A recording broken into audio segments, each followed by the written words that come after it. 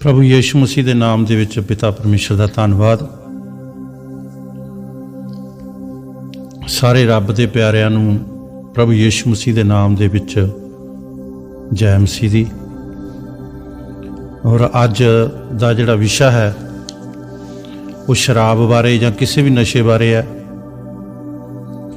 आओ आपां परमेश्वर पिता तो पवित्र आत्मा तो आपां सिखांगे पवित्र बाइबल के द्वारा नशे के बारे, शराब के बारे।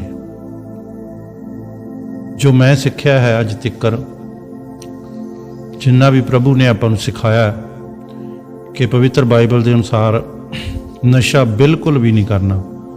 हाँ जी,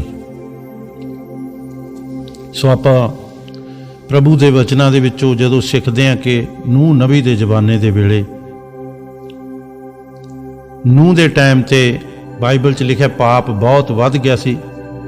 लोग विआह करते कराउंदे मुल लैंदे बेचते सन। कित्थों पता लगता कि उदों शराब भी चलती सी, क्योंकि नूह जिहड़ा सी पवित्र बाइबल दे विच लिखा है उत्पत्ति 9:18 19 ते 20 आयत विच लिखा कि नूह ने अंगूरां दी बाड़ी लाई जो शराब पी के गलत तरीके दे नाल जानी कि तंबू दे विच पै गया। उसका नंगेज जिहड़ा सीगा उसके बेटे ने कनान ने देखा ते आपां देखते हैं कि उसने अपने बेटे नूं शराब पीण तो बाद फिर सराफ दिता ते उसका सराफ अगे दी अगे चला गया। जिस तरह कनान ने संदूक ते अमूरां दे नगरां दे विच बसिया, नगर बसाए ते संदूक ते अमूरां नूं परमेश्वर ने भस्म कर दिता। सो प्यारे भैणों भाईओ, आपां इसकी तह तक जाना है नशे दी कि परमेश्वर सानूं इस बारे की सिखाउंदे हन। आपां पवित्र बाइबल दे विचों जरूर इन्हां दे बारे सिखांगे, पढ़ांगे। फिर उत्पत्ति 10:15 तो 20 तक भी आप इसकी नूह की कुल पत्री दे विचों आपां पढ़ सकते हैं। मुड़ धरती का वसाया जाना कि किहड़े नगर वसाए। कनान के द्वारा संदूक ते अमूरा दीयां हद्दां सी जिहड़ियां वो वसाईयां गईयां ते उत्थे पाप वध गया, क्योंकि नूह ने इन्हां नूं सराफ दिता होया सी इस अंश नूं। जिस तरह कनानियां दा पिता होया, सो इसलिए उन्हां नगरां नूं भस्म किया गया। शराब ने कित्थों तक काम पहुँचा दिता, सराफ लैके आई। आपां देखते हैं अगे, आपां पवित्र बाइबल दे विचों पढ़दे हां लेवियां दी किताब 10 अध्याय उहदी 8 ते 9 आयत। कई बारी आपां सोचते हैं पुराने नेम दे विच ते नवें नेम दे विच की अंतर है शराब दे बारे। आपां पुराने नेम दा ते नवें नेम दा अंतर भी समझांगे। पुराने नेम दे विच जिस तरह आप लेवियां 10 अध्याय उहदी 10 दी 8 ते 9 तक, अते यहोवा हारून नाल बोलिया कि कोई मद या नशा ना पीना, ना तू ना तेरे सने तेरे पुत्र, जिस वेले तुसी मंडली दे डेरे विच जाओ तुसी मरो ना। ये तुहाडीआं पीढ़ियां तिकर सदा दी विधि होवे। परमेश्वर के वचन च यह लिखा कि जदों हारून जाचक ते उहदे बच्चे परमेश्वर की सेवा करते सी तां तंबू विच उदों परमेश्वर आउंदा सी। तां देखते हैं कि परमेश्वर ने क्या कहंदा भी तू जदों नशा पीवें तां कहंदा तंबू च ना जाई, किते तू मर जावें, तू नाले तेरा पुत्र, सदा दी विधि होवे। आपां इस चीज़ नूं चंगी तरह समझना है। पहलां तां आपां इह समझीए कूच भी शराब ते मैं दे विच की फर्क है। मैं अलग चीज़ है, शराब अलग चीज़ है। मैं जदों ज़्यादा पीती जाती है तो उहदे विच भी नशा है। कहोतां 20 अध्याय दी एक आयत च लिखा, मैं ठट्ठे वाली है ते शराब झगड़े वाली चीज़ है। जो कोई उन्हां तों धोखा खावे वो बुद्धवान नहीं। लिखा मैं ठट्ठे वाली ते शराब झगड़े वाली चीज़ है। तो नूह ने मद पीती सी, शराब पीती सी, जानी कि शराब कढ़ के अंगूरां दी बाड़ी लाई हुई सी, अंगूरां दी शराब कढ़ के पीती सी। तो आपां देखदे हां कि कित्थों तिकर सराफ पहुंच गया। पुराने नेम दे विच इन्ने लोग सुधरे नहीं सी, क्योंकि पौलस भी लिखदा कि जिहड़ा पुराना नेम जे विच लोकां ने गलतियां कीतियां वो असीं नहीं करनियां, वो साडे लई उदाहरण है।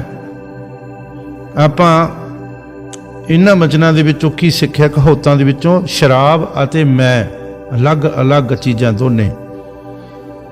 सो आपां देखदे हां न्यायियां दी किताब दे विच देखदे हां कि दान दे टब्बर विचों एक औरत बांझ सी, ते आपां लिखदे हां 13 दी 1 ਤੋਂ 5 तिकर न्यायियां दी किताब 13 दी 1 ਤੋਂ 5 तिकर।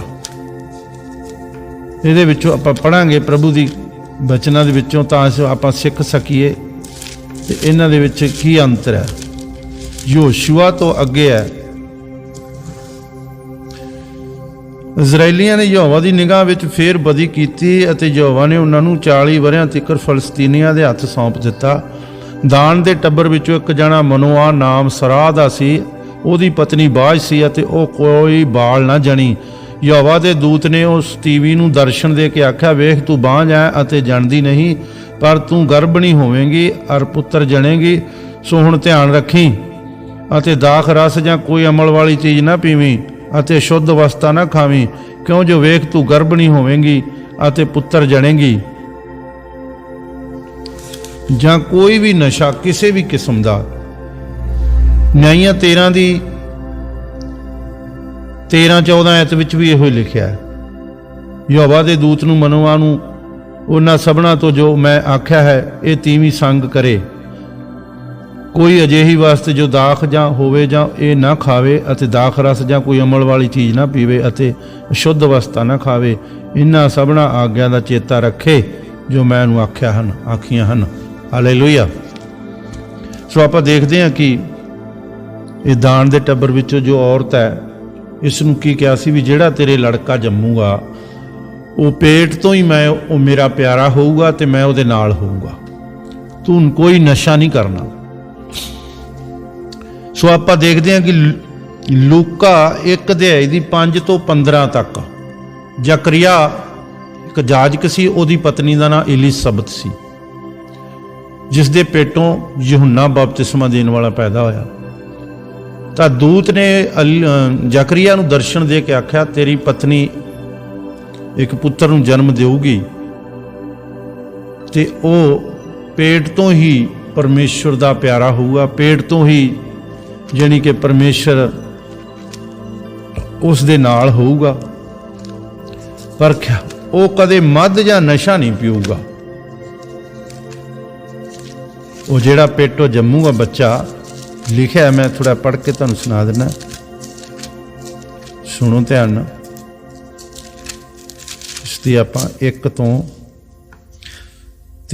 ਦੀ 13 ਤੋਂ ਸ਼ੁਰੂ ਕਰਦੇ ਹਾਂ। ਪਰ ਦੂਤ ਨੇ ਉਹਨੂੰ ਆਖਿਆ, ਹੇ ਜ਼ਕਰੀਆ ਨਾ ਡਰ, ਕਿਉਂ ਜੋ ਤੇਰੀ ਬੇਨਤੀ ਸੁਣੀ ਗਈ ਔਰ ਤੇਰੀ ਪਤਨੀ ਇਲਿਸਬਤ ਤੇਰੇ ਲਈ ਇੱਕ ਪੁੱਤਰ ਜਣੇਗੀ। ਤੂੰ ਉਹਦਾ ਨਾਮ ਯਹੂਨਾ ਰੱਖਣਾ ਔਰ ਤੈਨੂੰ ਖੁਸ਼ੀ ਔਰ ਆਨੰਦ ਹੋਵੇਗਾ ਔਰ ਬਥੇਰੇ ਉਹਦੇ ਜੰਮਣ ਤੋਂ ਖੁਸ਼ ਹੋਣਗੇ, ਕਿਉਂਕਿ ਉਹ ਪ੍ਰਭੂ ਦੇ ਸਨਮੁਖ ਵੱਡਾ ਹੋਵੇਗਾ ਅਤੇ ਨਾ ਮੈਂ ਨਾ ਮਦ ਪੀਵੇਗਾ ਅਤੇ ਆਪਣੀ ਮਾਂ ਦੀ ਕੁੱਖੋਂ ਹੀ ਪਵਿੱਤਰ ਆਤਮਾ ਨਾਲ ਭਰ ਜਾਵੇਗਾ। ਪਵਿੱਤਰ ਆਤਮਾ ਨਾਲ ਭਰਿਆ ਬੰਦਾ ਕਦੇ ਵੀ ਨਸ਼ਾ ਨਹੀਂ ਕਰ ਸਕਦਾ, ਬਿਲਕੁਲ ਨਹੀਂ। ਹਾਲੇਲੂਇਆ। ਇਸ ਲਈ ਪਿਆਰੇ ਭੈਣੋ ਭਾਈਓ, ਮੈਂ ਤੁਹਾਨੂੰ ਕੁਝ ਦੱਸਣਾ ਚਾਹੁੰਦਾ ਕਿ ਪੁਰਾਣੇ ਨੇਮ ਦੇ ਵਿੱਚ ਜਿਹੜਾ ਮਨੁੱਖ ਦਾ ਸਰੀਰ ਸੀ ਉਹਦੇ ਵਿੱਚ ਪਰਮੇਸ਼ਰ ਕਦੇ ਆ ਜਾਂਦਾ ਸੀ, ਕਦੇ ਚਲਿਆ ਜਾਂਦਾ ਸੀ। ਲੇਕਿਨ ਨਵੇਂ ਨੇਮ ਦੇ ਵਿੱਚ ਅਸੀਂ ਪਹਿਲਾ ਕਰੰਥੀਆਂ 3 ਦੀ 16 ਪੜ੍ਹਦੇ ਹਾਂ। ਉੱਥੇ ਕੀ ਲਿਖਿਆ ਹੈ? ਪਹਿਲਾ ਕਰੰਥੀਆਂ 3 ਦੀ 16 'ਚ ਕੀ ਲਿਖਿਆ ਹੈ? ਅਸੀਂ ਇਹਨੂੰ ਪੜ੍ਹਾਂਗੇ। ਕੀ ਤੁਸੀਂ ਇਹ ਨਹੀਂ ਜਾਣਦੇ ਕਿ ਤੁਸੀਂ ਪਰਮੇਸ਼ਰ ਦੀ ਹੈਕਲ ਹੋ ਅਤੇ ਪਰਮੇਸ਼ਰ ਦਾ ਆਤਮਾ ਤੁਹਾਡੇ ਵਿੱਚ ਵਸਦਾ ਹੈ? ਜੇ ਕੋਈ ਪਰਮੇਸ਼ਰ ਦੀ ਹੈਕਲ ਦਾ ਨਾਸ਼ ਕਰੇ ਤਾਂ ਪਰਮੇਸ਼ਰ ਉਹਦਾ ਨਾਸ਼ ਕਰੇਗਾ। ਪਰਮੇਸ਼ਰ ਦੀ ਹੈਕਲ ਪਵਿੱਤਰ ਹੈ ਤੇ ਇਹ ਤੁਸੀਂ ਹੋ। ਅਸੀਂ ਪਰਮੇਸ਼ਰ ਦੀ ਹੈਕਲ ਹਾਂ, ਪਰਮੇਸ਼ਰ ਦਾ ਮੰਦਰ ਹੈ।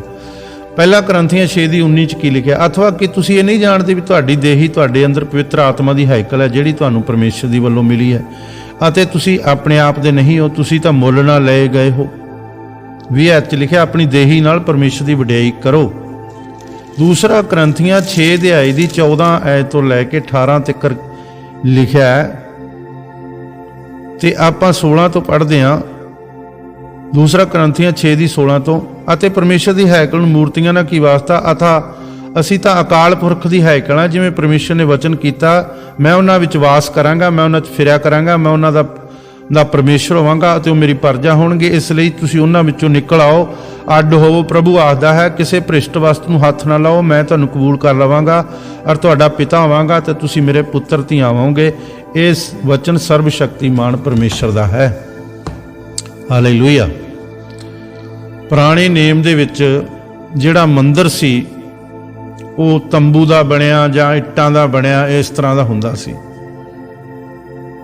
ते आपां यूहन्ना बपतिस्मा देण वाले तो जदों पैदा हुंदा ते लिखिआ वो पेट चों ही पवित्र आत्मा भर जाएगा ते मैं जां मध नूं नहीं पीएगा। पुराने नेम च लेवियां 10 दी 8 ते 9 ऐच असीं की पढ़िआ कि जदों तुसीं परमेश्वर की हजूरी विच जाओ कोई नशा नहीं पीना, नहीं तां तुसीं मर जाओगे। हुण असीं परमेश्वर की हजूरी च किन्ना चिर जाने आ? हुण असीं परमेश्वर की हजूरी विच 24 घंटे रहने आ। इसलिए असीं 24 घंटे ही कोई नशा नहीं करना। आमीन, हालेलुया। इसलिए नूह नबी जदों सीगा उन्हां दे हालात कुछ होर सी, क्योंकि वो 24 घंटे परमेश्वर की हजूरी च असीं रहने आ। असीं पवित्र आत्मा का मंदिर है, क्योंकि जदों यसू मसीह सलीब ते चढ़े तो हैकल का पड़दा उत्तों लैके थल्लों तक पाट गया कि परमेश्वर हैकल चों निकल के मनुखा दे नाल मेल मिलाप करन आ गया। तो इसलिए पौलस भी लिखदा कि तुसीं ये नहीं जानते कि तुसीं परमेश्वर का मंदिर हो। असीं हुण अपने शरीर दे नाल कोई भी पाप जां गुनाह नहीं कर सकते, क्योंकि इफसियां 5:18 च लिखिआ, मैं नाल मस्त ना होवो,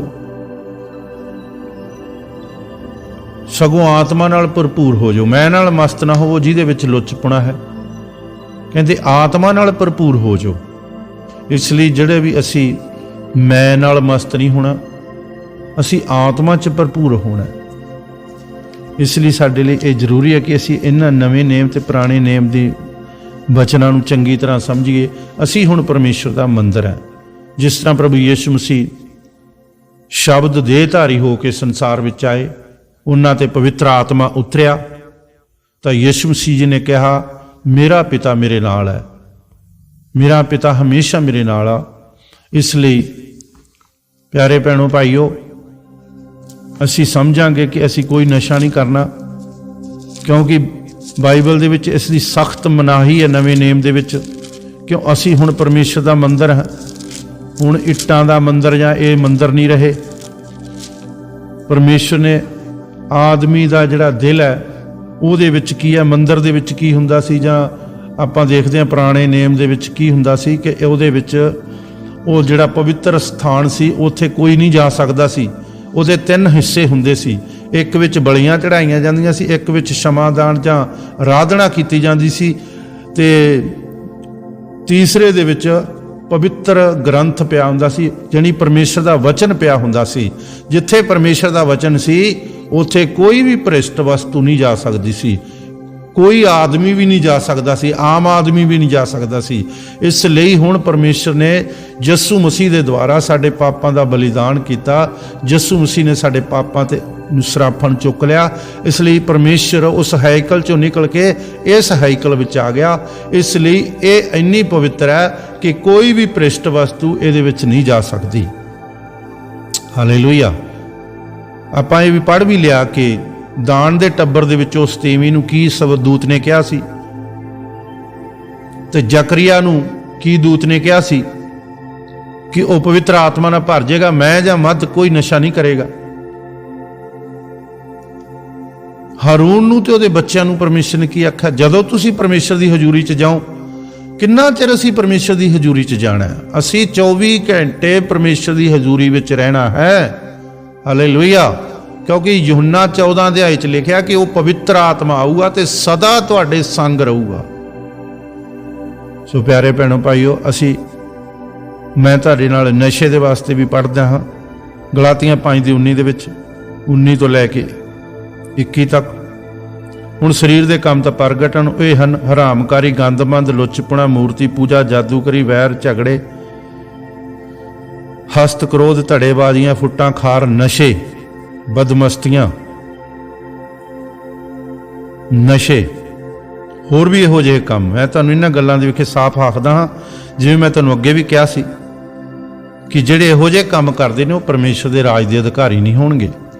ਅਸੀਂ ਕਿਸੇ ਵੀ ਕਿਸਮ ਦਾ ਨਸ਼ਾ ਕਰਦੇ ਹਾਂ ਤਾਂ ਇਹਦੇ 'ਚ ਲਿਖਿਆ ਨਸ਼ੇ ਕਰਨ ਵਾਲੇ, ਨਸ਼ਿਆਂ ਦੇ ਵਿੱਚ ਸਾਰੇ ਨਸ਼ੇ ਆ ਗਏ, ਪਰਮੇਸ਼ਰ ਦੇ ਰਾਜ ਦੇ ਅਧਿਕਾਰੀ ਨਹੀਂ ਹੋਣਗੇ।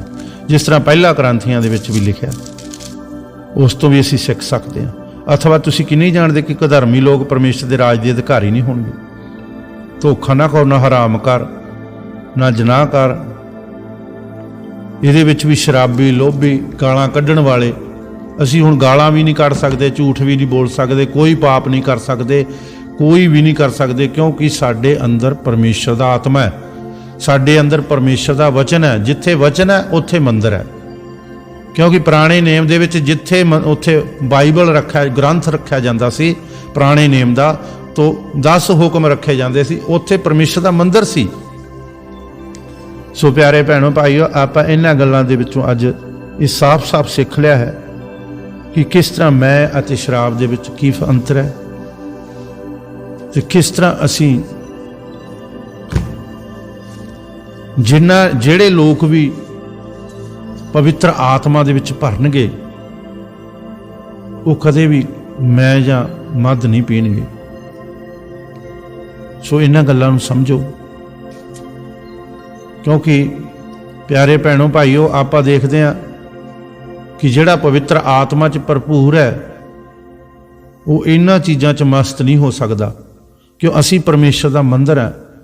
ਆਪਾਂ ਸਾਫ਼-ਸਾਫ਼ ਬਚਨਾਂ ਦੇ ਵਿੱਚੋਂ ਪੜ੍ਹ ਸਕਦੇ ਹਾਂ, ਸ਼ਰਾਬ ਨਹੀਂ ਬਣਾਈ ਯਿਸੂ ਨੇ, ਮੈਂ ਬਣਾਈ, ਯਾਨੀ ਕਿ ਦਾਖ ਰਸ ਬਣਾਇਆ, ਯੂਹੰਨਾ 2 ਅਧਿਆਏ ਦੇ ਵਿੱਚ। ਸੋ ਆਓ ਆਪਾਂ ਇੱਕ ਫੈਸਲਾ ਲਈਏ, ਆਓ ਜੇ ਪਵਿੱਤਰ ਆਤਮਾ ਦੇ ਨਾਲ ਭਰਪੂਰ ਹੋਣਾ, ਆਓ ਜੇ ਆਪਾਂ ਸਵਰਗ ਦੇ ਰਾਜ ਦੇ ਅਧਿਕਾਰੀ ਹੋਣਾ, ਤੇ ਆਓ ਆਪਾਂ ਤੌਬਾ ਕਰੀਏ, ਤੇ ਆਓ ਆਪਾਂ ਸੱਚਾਈ ਨੂੰ ਜਾਣ ਕੇ ਆਜ਼ਾਦ ਹੋ ਜਾਈਏ। ਯਿਸੂ ਮਸੀਹ ਨੇ ਕਿਹਾ ਯੂਹੰਨਾ 8:36 'ਚ ਕਿ ਜਿਹੜਾ ਪਾਪ ਕਰਦਾ ਉਹ ਪਾਪ ਦਾ ਗੁਲਾਮ ਹੈ, ਤੇ ਗੁਲਾਮ ਸਦਾ ਘਰ ਵਿੱਚ ਨਹੀਂ ਰਹਿੰਦਾ, ਕਿਉਂਕਿ ਗੁਲਾਮ ਜਿਹੜੇ ਹੁੰਦੇ ਸੀ ਉਹ ਕਦੇ ਵੀ ਉਹ ਘਰ ਵਿੱਚ ਨਹੀਂ, ਆਪਣੇ ਘਰ ਵਿੱਚ ਨਹੀਂ ਆ ਸਕਦੇ ਸੀ, ਕਿਉਂਕਿ ਉਹ ਜਿਹਦੇ ਗੁਲਾਮ ਕੀਤੇ ਹੁੰਦੇ ਸੀ ਉੱਥੇ ਰਹਿੰਦੇ ਸੀ। ਪਾਪ ਦਾ ਗੁਲਾਮ, ਪਾਪ ਕੌਣ ਸ਼ੁਰੂਆਤ ਕਿਹਨੇ ਕੀਤੀ ਹੈ? ਸ਼ੈਤਾਨ ਨੇ। ਸ਼ੈਤਾਨ ਦਾ ਹਥਿਆਰ ਹੈ ਪਾਪ। ਇਸ ਲਈ ਸ਼ੈਤਾਨ ਹੁਣ ਕੀ ਕਰਦਾ ਹੈ? ਜਿੱਥੇ ਸ਼ੈਤਾਨ ਰਹੂਗਾ ਉੱਥੇ ਪਾਪ ਦੇ ਗੁਲਾਮ ਲੋਕ ਰਹਿਣਗੇ। ਹਾਂ, ਪਰ ਬਾਈਬਲ ਯੂਹੰਨਾ 8:36 'ਚ ਕਹਿੰਦੀ ਹੈ ਕਿ ਜੇ ਪੁੱਤਰ ਤੁਹਾਨੂੰ ਆਜ਼ਾਦ ਕਰੇ ਤੁਸੀਂ ਠੀਕ ਆਜ਼ਾਦ ਹੋ ਜਾਓਗੇ, ਕਿਉਂਕਿ ਪੁੱਤਰ ਪਹਿਲਾਂ ਤੋਂ ਆਜ਼ਾਦ ਹੈ, ਪੁੱਤਰ ਪਹਿਲਾਂ ਹੀ ਘਰ ਵਿੱਚ ਰਹਿ ਰਿਹਾ, ਇਸ ਲਈ ਉਹ ਸਾਨੂੰ ਆਜ਼ਾਦ ਕਰ ਸਕਦਾ ਹੈ। ਕਿਸ ਦੇ ਦੁਆਰਾ? ਸੱਚਾਈ ਨੂੰ ਜਾਣਨ ਦੇ ਦੁਆਰਾ। ਇਸ ਲਈ ਪਿਆਰੇ ਭੈਣੋ ਭਾਈਓ, ਅਸੀਂ ਸੱਚ ਨੂੰ ਜਾਣਨਾ ਹੈ। ਆਮੀਨ। ਅੱਜ ਤੋਂ ਬਾਅਦ ਅਸੀਂ ਕੋਈ ਵੀ ਨਸ਼ਾ ਜਾਂ ਮਦ ਨਹੀਂ ਕਰ ਸਕਦੇ। ਸੋ ਅੱਜ ਆਪਾਂ ਪਰਮੇਸ਼ਰ ਦੇ ਵਚਨਾਂ 'ਚੋਂ ਸਾਫ਼-ਸਾਫ਼ ਸਿੱਖਿਆ ਹੈ। ਪ੍ਰਭੂ ਇਹਨਾਂ ਵਚਨਾਂ ਤੇ ਆਸ਼ੀਸ਼ ਦੇਵੇ।